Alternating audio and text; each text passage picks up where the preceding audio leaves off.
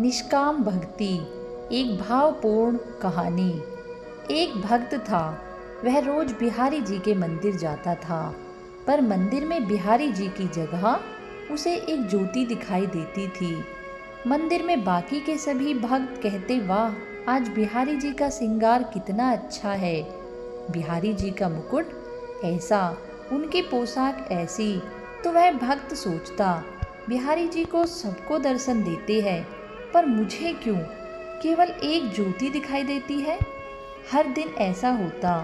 एक दिन बिहारी जी से बोला, ऐसी क्या बात है कि आप सबको तो दर्शन देते हैं पर मुझे दिखाई ही नहीं देते। कल आपको मुझे दर्शन देना ही पड़ेगा। अगले दिन मंदिर गया, फिर बिहारी जी उसे ज्योत के रूप में दिखाई दिए। वह बोला, बिहारी जी, अगर कल मुझे आपने दर्शन नहीं दिए तो मैं यमुना जी में डूबकर मर जाऊंगा। उसी रात में बिहारी जी एक कोढ़ी के सपने में आए, जो कि मंदिर के रास्ते में बैठा रहता था, और बोले, तुम्हें अपना कोढ़ ठीक कराना है। तो वह कोढ़ी बोला, हाँ भगवान।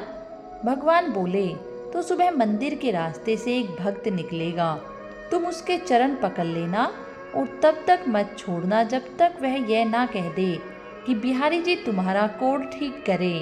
अगले दिन वह कोढ़ी रास्ते में बैठ गया। जैसे ही वह भक्त निकला, उसने चरण पकड़ लिए और बोला, पहले आप कहो कि मेरा कोढ़ ठीक हो जाए।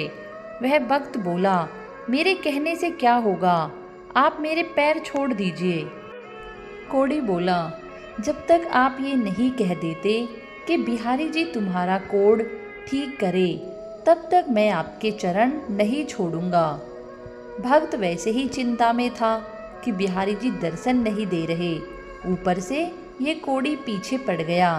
तो वह झुंझलाकर बोला, जाओ, बिहारी जी तुम्हारा कोढ़ ठीक करे, और मंदिर में चला गया। मंदिर जाकर क्या देखता है, बिहारी जी के दर्शन हो रहे हैं। बिहारी जी से पूछने लगा, अब तक आप मुझे दर्शन क्यों नहीं दे रहे थे। तो बिहारी जी बोले, तुम मेरे निष्काम भक्त हो, आज तक तुमने मुझसे कभी कुछ नहीं मांगा, इसलिए मैं क्या मुंह लेकर तुम्हें दर्शन देता। यहाँ सभी भक्त कुछ ना कुछ मांगते रहते हैं, इसलिए मैं उनसे नजरें मिला सकता हूँ। पर आज तुमने रास्ते में उस कौड़ी से कहा कि बिहारी जी तुम्हारा कोढ़ ठीक कर दे, इसलिए मैं तुम्हें दर्शन देने आ गया। इस कहानी का यह सार है कि भगवान की निष्काम भक्ति करनी चाहिए। भगवान की भक्ति करके यदि संसार के ही भोग सुख ही मांगे तो वह भक्ति नहीं, वह तो सौदेबाजी है। भक्तजनों, हमारी यह छोटी सी प्रेरणादायक कहानी यदि आपको पसंद आए तो कृपया हमारे चैनल को लाइक एंड सब्सक्राइब अवश्य करें। धन्यवाद सभी का।